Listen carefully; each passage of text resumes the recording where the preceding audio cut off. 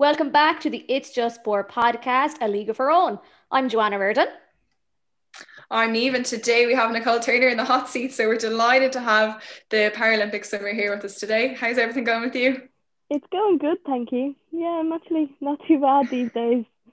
Well, you're still training, so you're able to stay sane and get out and about and do what you're meant to be doing. Oh, completely. That's a big difference, especially obviously compared to this time last year. This was around the time where we were like, we knew, obviously it wasn't announced, but we knew Tokyo wasn't going to happen. Whereas now we're 6 months out from the games and it's looking real. Like how weird was it like last year to just be like in like a massive flow of like Olympic or Paralympic like treachery, and then all of a sudden it's just boom, like over.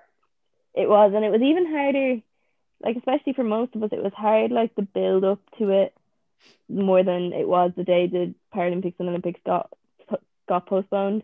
Because like even I remember we were actually on a training camp in Dublin, but we were all together as a team, and it was just so hard to motivate ourselves because we basically knew in the back of our head that we weren't really training for anything then.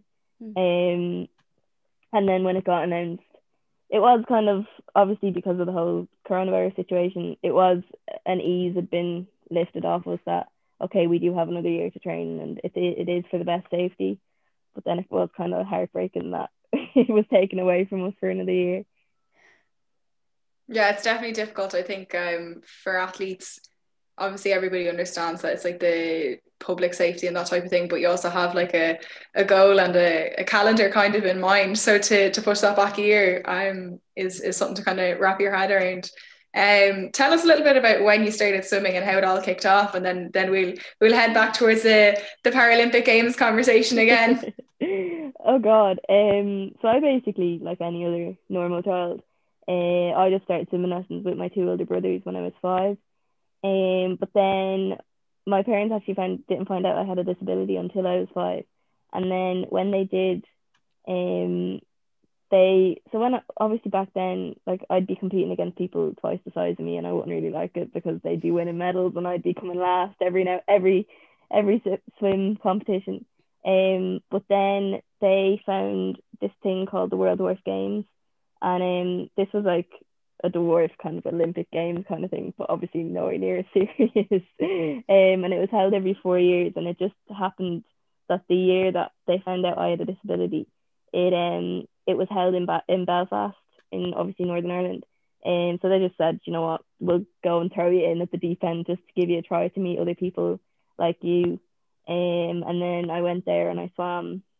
I did multiple sports, but obviously swimming, I always had a love or a passion for swimming. And then when I swam 4 events and I won 4 gold medals. So that was where the seed was planted.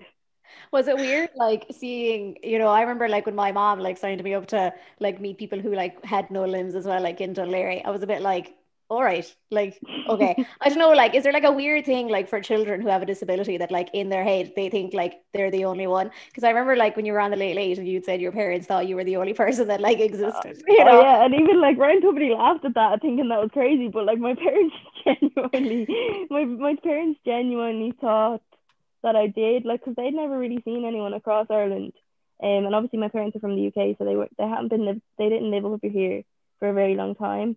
So they never really saw anyone around as a little person strolling around the streets. So they did think really they were in it on their own, but then obviously it turned out there was a wider amount of people just like me. And like, did I'm just kind of curious because like my brothers used to like beat me up like all the time. Like it was consistent WWE moves. Like were your brothers like nicer to you than mine were to me? Or was it like... No, not at all. No. And I think that's the thing about me being small as well. It was much easier for them to do that. Yeah. Yeah, because I basically like, it was really funny, like when Luis Suarez got his ban for biting, everyone was like, oh, it's so wrong to bite. And I'm like, I don't know, if you're being wrestled by people with limbs, sometimes you just gotta use what you have.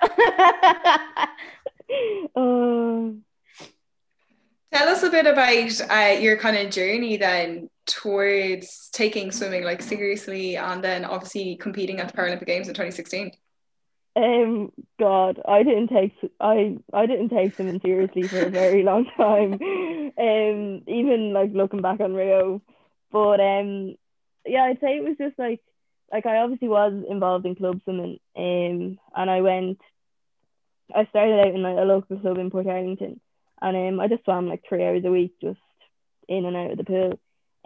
But then in 2014, it just happened one day, and I always remember it. My mom turned to me, and we were just in the car, and obviously I was in like first year of school. Not even, I was in sixth class actually, I think. And my mom turned to me and she was like, "You're swimming in the morning, Nicole." And like this was like a Tuesday evening, and I obviously had school on a Wednesday morning. And I looked at her and I was like, "No, I'm not. I'm going to school in the morning." And she was like, "Yeah, but you're swimming before school." And I was like, "What?" So it turned out that she got in contact with another club in Port called Laois Marlins, and it just happened that their training schedule was a bit more packed than my local swim club. So I went, and I wasn't looking forward to it, I'm not gonna lie, because even back then I did have a love for swimming, but the commitment was a bit hard, and it was kind of drove by my mom and dad. But then I went, and I actually did really enjoy it, and then that's when I decided to move from Portarlington to Portlaoise Swimming Club.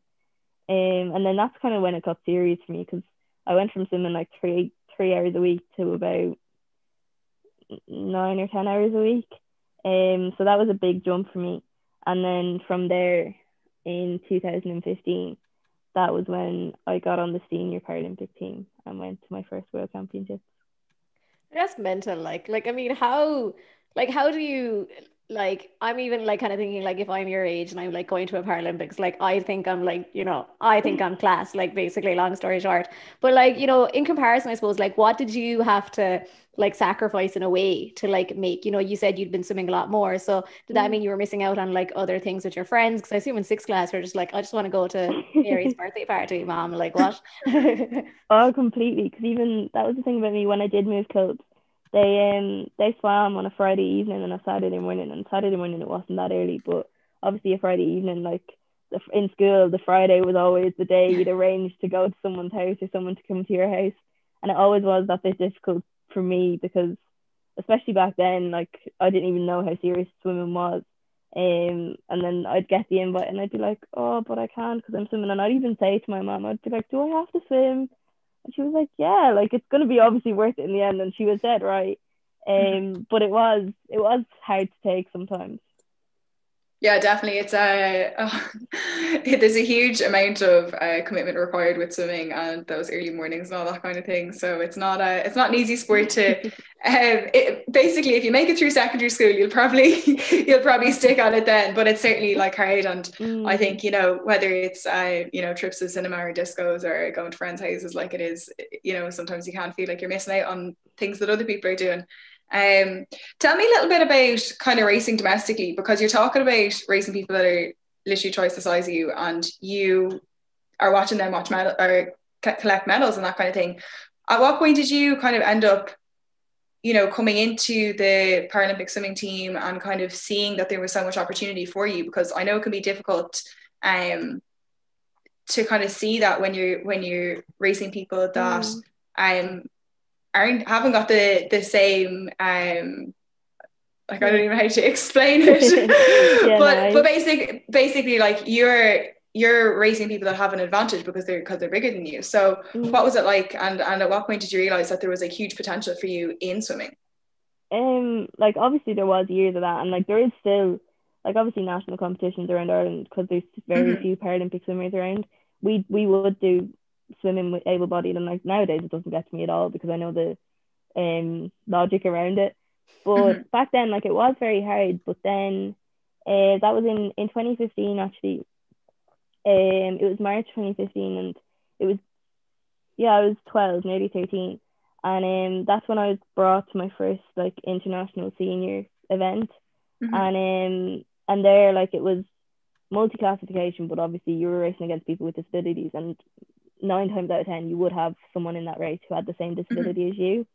And then when I went there, I swam about 4 or 5 events, but at the time what seemed, well, from now on it is my best event, but at the time I didn't know. In the 50-meter butterfly I actually swam pretty well, and back then they like classed it as like they had a youth category and a senior category, and in the youth category I actually won a silver medal. and obviously it was my first senior international, and then I think that was the time that I realized, God, it is serious, and I do have potential in the future. Yeah, it's definitely difficult to kind of see that when you know, there's not that many opportunities to compete domestically in your classification and that type of thing. So I know it can be hard at the time, but obviously you've kind of made it through that, and I mean you're certainly enjoying it now, and you've got so much opportunity to travel, to compete, and that type of thing. Really enjoy your sport that lots of people that might have been quicker than you will never ever have the opportunity to do that, you know. Oh, exactly, yeah. Like it was very hard, but then, as everyone says, there is light at the end of the tunnel, and obviously it just took a while to get there. Who have been some like major influences on your like career, and like who've been kind of role models for you? Because I suppose when I was younger, I didn't see many like Paralympians. I didn't really know that, you know, people with disabilities did sport. I thought we all just kind of fell into able-bodied sports and just died a horrible death along the way. But like, who for you would have been like, oh yeah, cool, like I can be like her or him or whatever? I've two, to be honest. One's a sport person and the other one's not. One major one for me is Ellie Simmons. Because obviously, just as I found out I had a disability, the Paralympics were happening in Beijing, and obviously Ellie went to Beijing, and she was only 13 at the time, and she went and became a Paralympic champion. And like, it's bizarre when I think about it now, but like I was watching that and I turned to my mom and dad and I was like, oh my God, she's small like me. And I was like, I want to be like her one day. And then the year later, I actually met her, and I was like starstruck about meeting her. And obviously, she was a lovely human being. And then 6 years down the line, I ended up competing against her. So she did have a major impact on my swimming career. And then another one would be Sinead Burke. Sinead was actually the very first little person I met. Because then obviously when I found out I had a disability and my mom thought I was the only one out there, that's when Crumlin Hospital gave Sinead's contact to my mom, and Sinead did come to my house and obviously told me everything was going to be okay, and it was. So she has, and she always is, like she's always someone who's always there for you, and you know, will guide you to the best of your abilities. She's like the most eloquent person I have ever met, like in my life. Like I know I'm a country gal and a culture, like absolutely. But when I stand next to Sinead, like it just amplifies my cultiness, like even further. I'm like, I can never speak like that. I can never talk like that. Like she's just an incredible human. Completely, she is. Talk to us a little bit about the Paralympic and Olympic conversation that's been going on at the moment. I know it's not necessarily the easiest question, but obviously there's been a little bit of conversation around it at the moment, and people kind of default to Tokyo Olympics are being postponed and that type of thing.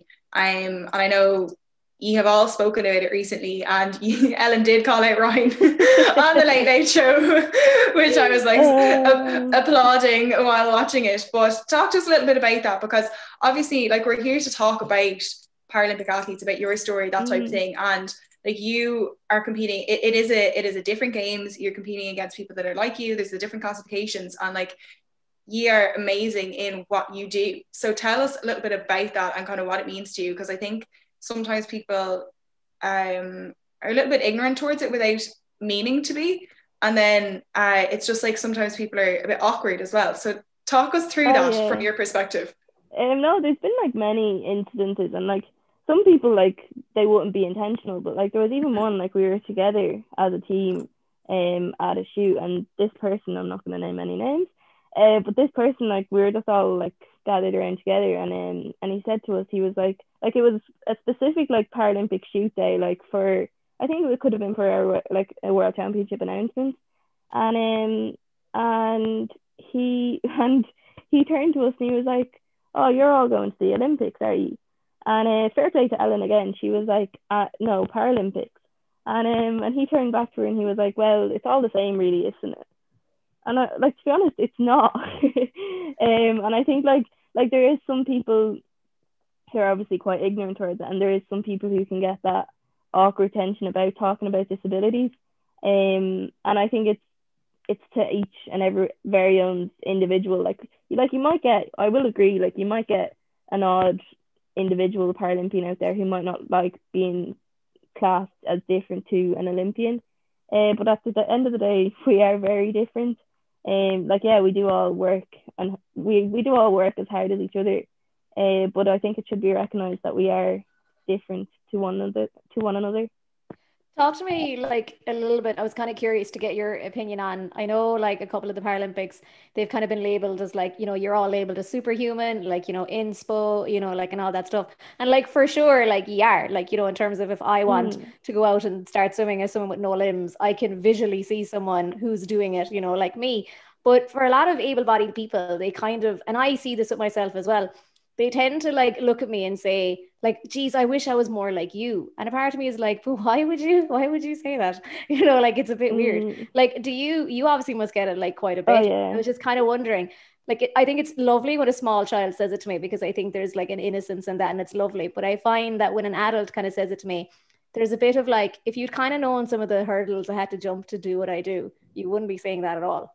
Oh, completely. And I think it's kind of like, it's not an ignorant kind of sympathy, but it's kind of, it makes it look like as if they feel sorry for you. Like obviously, like you might have hardship in your life, but I don't, like I've been through stuff, but I don't expect people to feel sorry for me just because I have a disability. And yeah, I think, like obviously, as you said, like little children, it is lovely for them to come up and be like, oh, you're so inspiring or something. Whereas an adult, I think they should just treat you like any other person, like any other like Olympian, Paralympian, like as people said, like if I was an Olympian, you wouldn't be talking to me about my disability, you'd be talking to me about my sport. Whereas because I'm a Paralympian, you'll talk to me about my disability and my sport. It won't just be all the focus on the sport. Whereas like people are, I don't know, like it is nice in one sense, but then I think there's no need to bring it up in another sense. Yeah, like I completely agree. Like I can understand the niceness of the whole thing, and like it is an honor, absolutely. But at the same time, you're just like, I don't know, like, should you be saying, oh, the girls can no limb can do it, I can do it too? Because I think at the end of the day, we all have things we can't do. Like I don't know, I can't swim as fast as you can. That doesn't mean I'm going to be like, Nicole, you're such an inspo. Like if only if it wasn't for you, I would. Do you know what I mean? Like it's great what you do, and kudos to you. But at the same time, just calm it down, maybe. It's unnecessary. Yeah, it's unnecessary, exactly. Yeah, like I was going to kind of ask you in general, about kind of kids and stuff. Like I don't know if you kind of do any like kind of school visits or anything like that, but like I'm obsessed. Like they're like my favorite thing to do, because they just like ask me anything. Do you think it's just really important that the likes of you, me, Ellen Keane, Jason Smith, Michael McKillop, and all these guys, do you think it's kind of important that the likes of us are on TV as well, because it helps to break down barriers with children who maybe have a kid in their class who have a disability, but they don't want to ask them for fear of like insulting them? But also, the kids are so innocent, they'll just say it too. Oh, completely. And it is like, obviously it's getting so much better as the years go on, but I think like as I said before, it's like when someone sees me on the streets, like they'll see an 18-year-old body with like 5-year-old arms and legs, and they'll be very, very confused.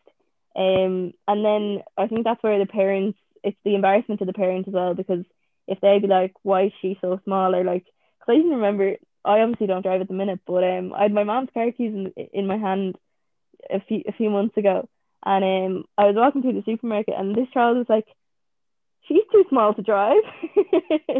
And it's just little things like that, and I think it's the lack of understanding of the poor little child, that they don't obviously see. Like some people, not meant like, I'm not sure about you, but like even in my school, like going through primary school and even secondary school, I was the only one in school who had a disability. Yeah. So no one would really see anyone who'd look out any different, and then that's obviously spread wider, that seeing someone out on the street with a disability, that's when the attention will go to them, because they don't really see them very often. Yeah, like I think my favorite is if I'm on like the Laois, and like there's just like loads of eyes, and then they're like, oh, and then I think what's actually worse about the Laois is that people didn't like hit off the chair, because it's like, you're like sardines on the Laois, and they're like, oh my God, I'm so sorry, and you're like, no, it's fine, like it's really not my fault that I take up like 10 feet of unnecessary space on the Laois, like I am really sorry in return. But I think like, what kind of annoys me, and I don't know about you, is that if a child like says, oh, like mom, she has no limbs, like if I was a child, I think I'd say something similar if I was in their shoes. But I think what annoys me is when the mom goes like, don't be looking. And I get how it's like fair and things like that. but I don't think we should discourage children from asking questions. Now, some days if I'm on the loose and it's a Sunday and I'm dying of a hangover, like I don't want questions, you know. So basically don't talk to Joanne on a Sunday, but every other day is all right. Is that what you're trying to tell us? Well, I'll be very like accommodating and hospitable. As Nicole knows, if you're a public figure with a disability, you can't be seen as the bitch with a disability on top of it. Tell us, from my perspective, obviously, like I want to understand a bit more like what it's like, and like you're obviously talking about children, and then this piece about adults and that kind of interaction, and then we're talking a bit about, say, the conversation with sport, and you're saying it's always intertwined with your disability as well. So like, tell me a bit about like what do you want to talk about, and then how, like, in your kind of ideal world, what would everything be like? Do you know what I mean? Like, what would if you got to choose kind of how adults and children would interact and like all that kind of thing? And this question goes out to both of you, because like I want to understand more from my own perspective, but I also think there's a lot of other people out there that we can help educate. No pressure. Completely. For me, I think it's like, especially young kids, I think it's about the parent acting up. Well, not acting up, but like the parent not getting so embarrassed about it and having a voice and saying, like, obviously if there is a kid looking at you and being like, why is she so small? Like, the parent just act up and be like, right, go and say hello to her. Like, and then they'll, like, once you say hello to her, like, as for me and Joanne, like, we can have a simply strong conversation with anyone. Like, we're no different in that sense. And then when you obviously do go and talk to them, they'll be like, oh, okay, she is some way normal. Yeah, like I suppose for me anyways, and I know this isn't my interview and I'm hijacking it here, but you know, for me, like I'll forgive someone the first time if they say, oh, she has no limbs. But like if we have a conversation, I interact with you, it's like if I do loads of events and then they come back the following day and we're like, we want the girl with no limbs back, I'll be like, didn't I just give you a full half an hour spiel about how I'm Joanne and I just do loads of other things? And I suppose like Nicole, like my sporting achievements are non-existent, but I would just prefer. You're skateboarding. I'm doing my best. And you're doing loads of things on. What was I going to say? It's not the Wii. What are you playing? Are you playing the Wii or are you playing the PlayStation? I'm playing everything. I'm playing the Wii, and But long story short, I suppose I fell off the skateboard the other day, which was very traumatic for everyone involved. Everyone was like, "Oh my God, she's dead!" And of course, you know, like Nicole probably backed me up on this. You know, like when people like freak out thinking you're really fragile, so you kind of have to laugh it off, but inside you're actually crying because it genuinely didn't. That was what happened to me the other day. But no, like I think for me, like, I think I'd prefer, like, Nicole's probably the same. Instead of Nicole, little person, you know, compete at the Paralympics, she probably wants to be Nicole competes at the Paralympics. Like, I can't speak for you, but for me, I want to be Joanna Reardon, sports writer, you know, even the title of activist kind of, you know, Nicole might feel the same. It kind of, like, I'm only just talking about my experiences, and like, if talking about my experiences and asking for simply better makes me an activist, grand, but like, it shouldn't also make me an activist because it should be there as well, you know. Completely, John. Especially like it shouldn't be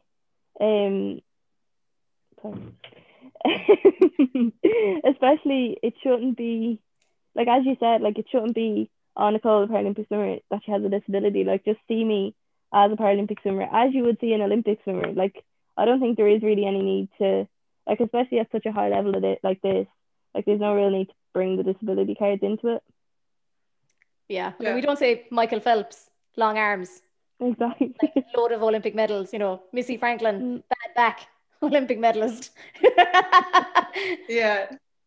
No, it's interesting. Like, I think it's interesting to hear the perspectives and like what you want to talk about and that type of thing. But obviously, like, for both of you, you are role models, and like you talk about maybe not seeing people when you were younger. So what about that kind of role model piece that comes with, say, the limelight that you're getting from sport? And Joanne, obviously you've done your activist piece, whether you like it or not, you know, like you have become, you know, well-known figures for a variety of different things. So how do you kind of look at that and for kind of reaching out to other people that have different disabilities around the country? Because like, you are like inspiring people, whether you like it, realize it, whatever way you want to put it. Like, I know Katie O'Brien has talked about parents and that type of thing. And like you're saying, your parents didn't realize you had a disability till you're 5. So there's a lot of kind of comfort that you bring from sharing your story, I think, for other people as well. Oh, completely. Because even, yeah, like, because I'm even involved in the Dare to Believe Schools program, like that goes around to schools across Ireland, telling your story. And even if there was one person in the class, disability or no disability, who just thought, you know what, if Nicole can do it, I can do it. Like, go and join a swim club. Like, it's just like, especially nowadays, whereas like growing up years ago, people wouldn't really see, especially like, I'll give you for example, like in primary school, when you had a role model, like for many people it'd be like Lionel Messi, Cristiano Ronaldo, a sports like so another football head. You two will get on like house on fire. So it wouldn't exactly be like, they wouldn't be naming female athletes, whereas I think that is growing, but it still needs to grow a lot in the future as well. Yeah, no, definitely would agree with Nicole on that. Like, I think like my hero was Ronaldinho, and as you can obviously tell, I look nothing like Ronaldinho, bar maybe a teeth and ponytail is the only correlation I have with him. But I think, yeah, like as Nicole said, it's just so important for the likes of maybe for us and, you know, the Dare to Believe program and different things like that to, I suppose, just go in. And I think for us, and Nicole might disagree, but I think for me anyways, it's about being accessible as a role model. There's no point in me living in a gated community in California preaching about having no limbs and wanting the world to be accessible if I myself am not accessible and cut myself off from people in general. I suppose really, I don't know about Nicole, but it's kind of like awkward when people ask you, I don't know how you feel, but oh, I have a disability, what do I do to be you? And I'm like, well, you don't have to be me specifically, you know, like I don't know if like kids have like said that to you before where they're like, oh, like can I just be you? And you're like, oh, well, I don't know, be your little independent self there and go like learn how to do things. But like Nicole, I was kind of curious to even ask you as well about like parents, you know, like what advice would you give to parents? I'm sure you're like me where you've seen so many kids with disabilities just wrapped up in cotton wool, and a part of you just wants to push them in a pool and let them off and do their thing. I'm a bit mean like that, I'm not gonna lie. Oh, definitely, no. Because yes, parents especially, like they would, especially parents of young kids, like they would have that fear. Even like people like yourselves, like myself, like even letting them go off and stroll in the park while they just sit on the bench, like they would have that fear. It's like the fear of like they don't realize that the child needs the independence. So I just think like as much as they can, like obviously we are different and we might need an extra bit of like help with stuff, but just try and treat them as they would any other child. So obviously in that way, don't wrap them up in cotton wool and let them go out free and do whatever they want to do. Yeah, like I think let everyone fall. Let us have our boo-boos, you know, like let us live that life experience, because I suppose at the end of the day with parenting, I'm not telling people how to parent, but if you do things for your child all the time, they'll just become reliant on you. Like Nicole, like you have older siblings. I don't know, is it just like a fatigue with parents? Like my parents have 4 older like kids that like before me. I don't know, where they just like worn out by the time I get there, and they were like, listen, just go crazy with her. Like whatever happens, happens. It's like pancakes. You get the first one. Oh yeah, from one child to another, it's like one extreme to the other. Yeah. I was gonna ask, because you both have older siblings, like do you think that kind of helped in, you know, doing all the things that other people do and that type of thing, from like you're saying, not being wrapped up in cotton wool, because y'all, like Joanne's talking about being involved in wrestling and all that kind of thing. Do you think it helps the fact that you have older siblings? I think so, yeah, because even like especially with me and swimming, like they're not the reason, but like my like there's 5 years between myself and there's 7 years actually between myself and my oldest brother, and then 2 between myself and the middle brother. And my parents just obviously threw them into swimming lessons before I could go into swimming lessons, but then didn't want to treat me any differently and just threw me in with them. So I think they had like a bit of an influence on me just being treated like themselves. Yeah, it's cool. The funny thing is about me and my 4 siblings is that out of all of us, now there's 7 in my family, like 2 parents as well. I'm the only one that can swim. So like if God forbid like Niamh, now Niamh's a swimmer so she can be fine, but if Niamh like fell into a river and had to be rescued and all my family were lined up on the bank, it's me who has to rescue them. You're like, I'm on the way. Yeah, like how disheartening would it be for you if you were like drowning and you saw me coming in? You'd be like, just let me drown, it's fine. Tell us a bit about what's going on at the moment, because you had put off your leaving cert and everything, hadn't you? So what's the story with that now?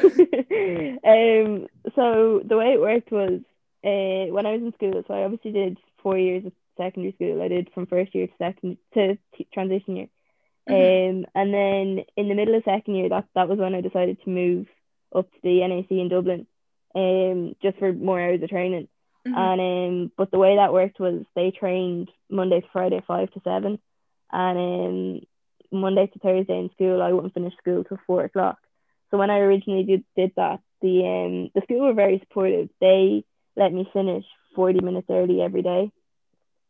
And so I did that from second year right up until the end of transition year. But then at the end of transition year, they pulled me aside and they were like, look, Nicole, we're very sorry. But just obviously with the 7 main subjects, that they were just like, it just won't be possible. Like you'd be missing out on a fair bit, which was very understandable. So then that's when myself and my parents just decided, like, as well, like that was the biggest reason I did leave school. But then I just thought I didn't want to juggle school and trying to, well, at the time, train for Paralympic Games, just because I'd either get much out of my swimming and then get nothing out of school, or vice versa. And then that's when I decided to take the year out of school. But then Tokyo got postponed and it's been another year out of school. Yeah. Do you have any, like, well, you obviously have, well, you don't have to go back, but are you going to go back, or are you just going to, I don't know, I think, like, away? I'm not gonna tell anyone I'm not gonna go back to school, but I think if I don't go back to school, I'm gonna do the equivalent to a leaving cert in some sort of college degree, which just might not be in school. But I do, after Tokyo, hopefully in September, I do plan on doing something to do with my education again. Yeah. Is there anything that like interests you, or are you like, no, I want to just go away and swim, thanks? I don't know. Many people, like many sports people, like I'm thinking going down the sport route, but that's obviously because I've never experienced anything other than swimming. So at the minute, that is an option, but I think I do need to explore some more options.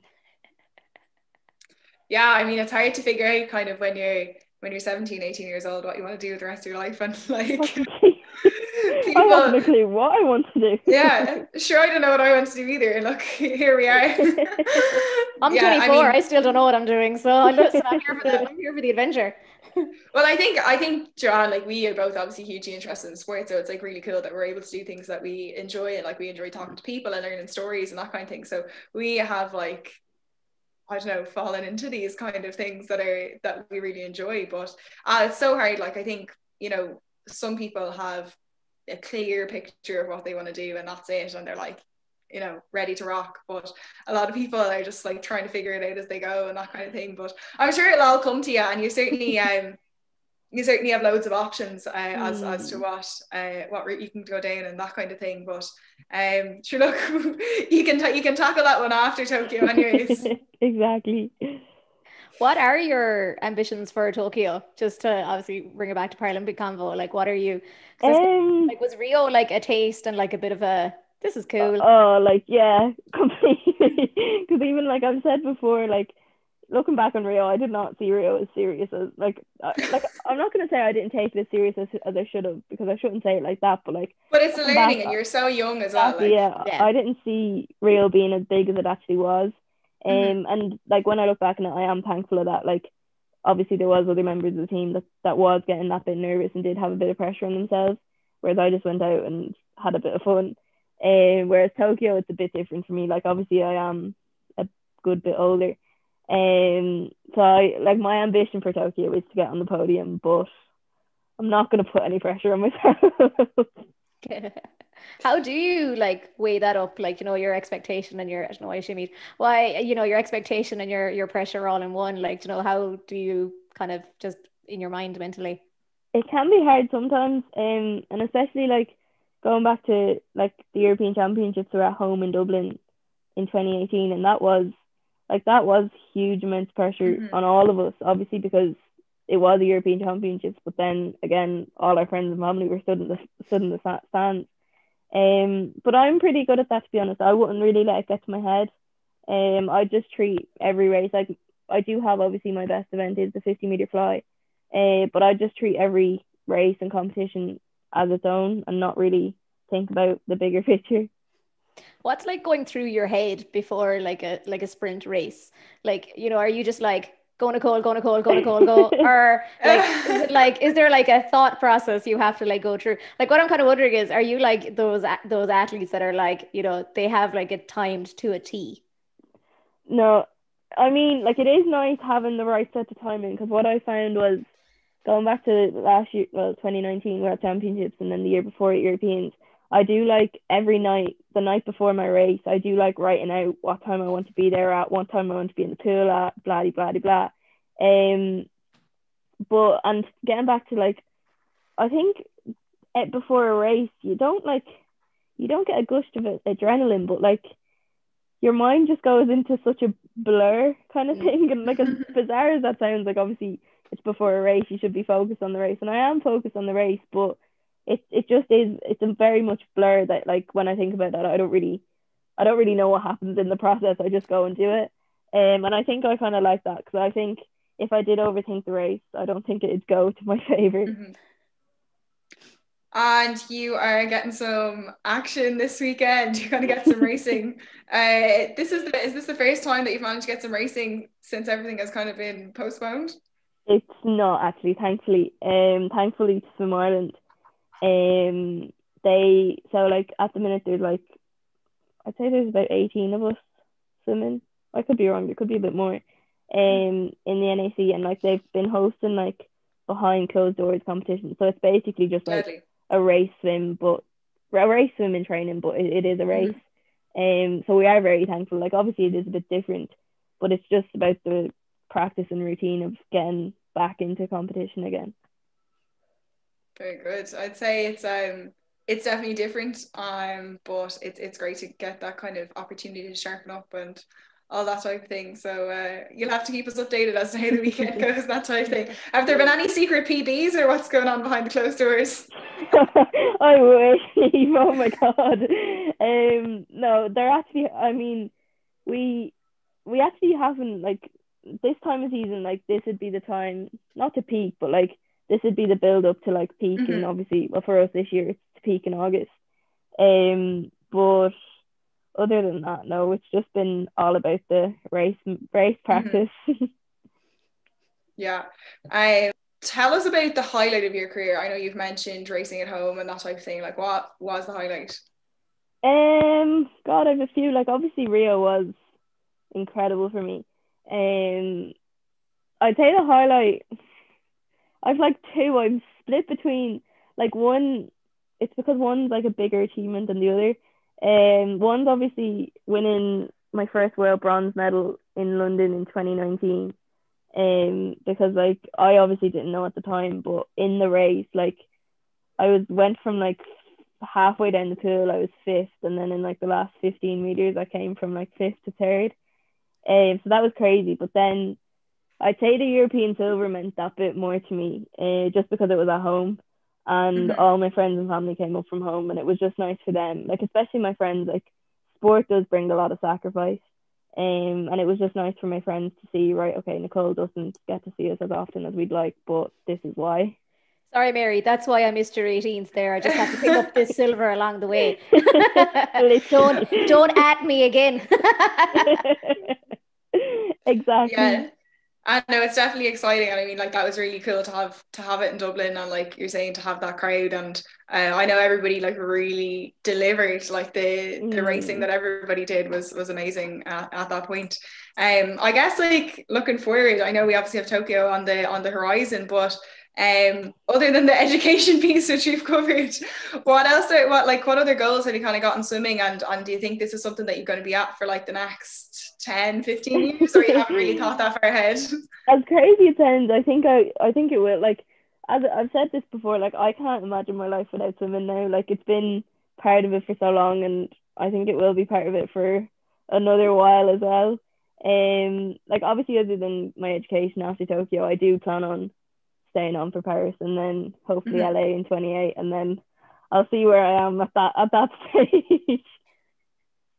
Yeah, no, it should be really exciting to see everything you kind of get up to, and especially now that kind of Paralympics and disability in sport is a good focus now. Like it's very easy to access. I'm going to kind of ask you like a really dumb question, but like what difference does that make like to you? Like I know you're not in this to be like a superstar with a billboard on O'Connell Street or anything like that. Maybe you are, I don't know. I mean, you may as well. But I suppose like for you, how important is it for anyone that you, Ellen, all the other players in Paralympics that you're kind of out there and you're in a limelight at the minute?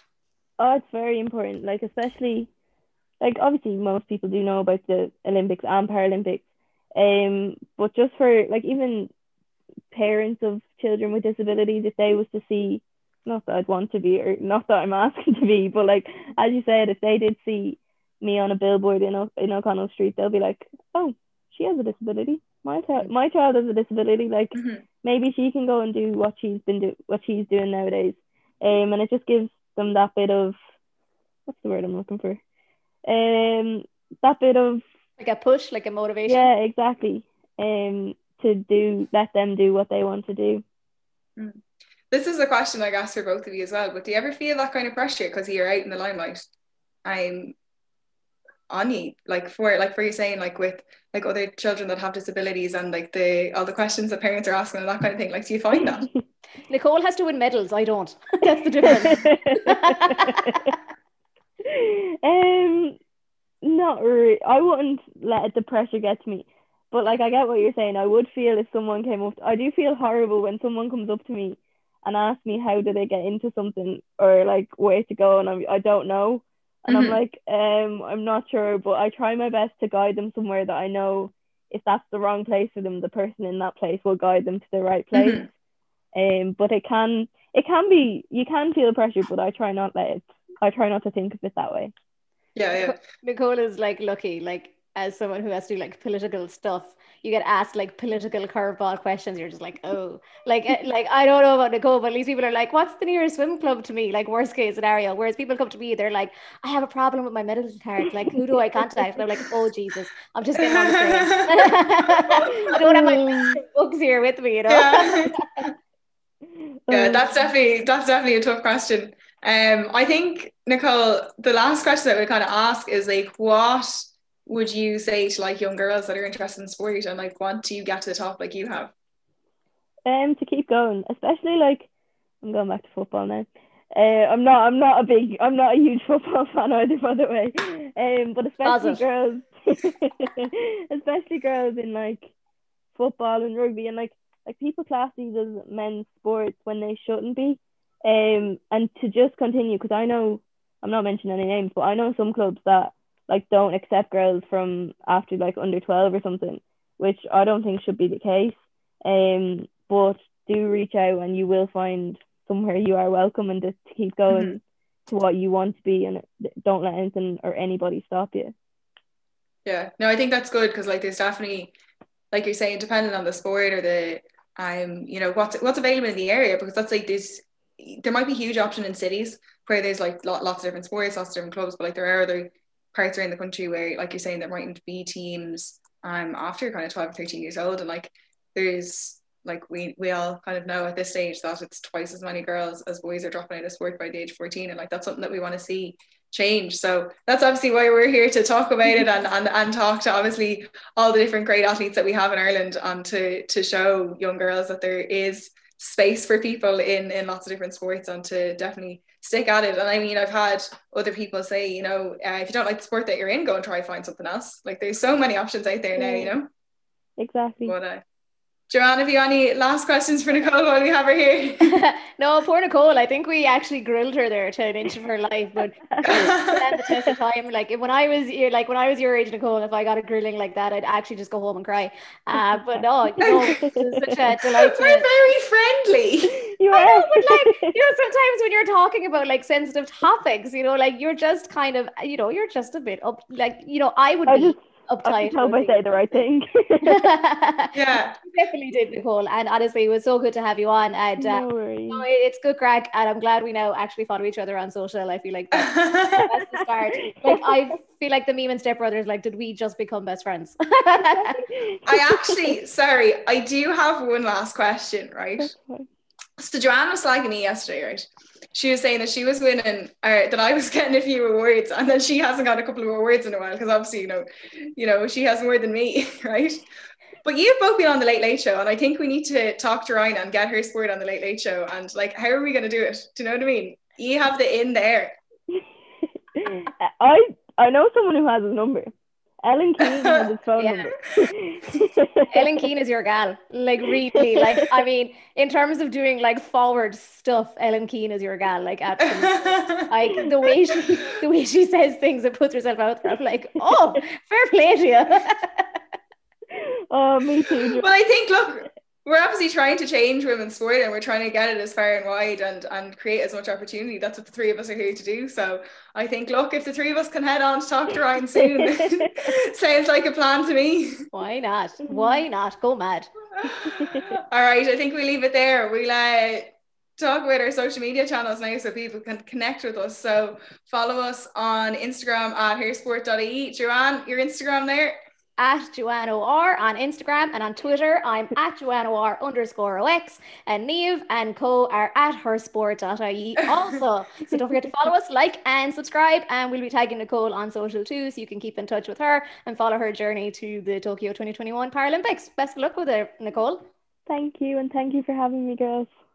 Thanks so much for chatting, Nicole. It was great.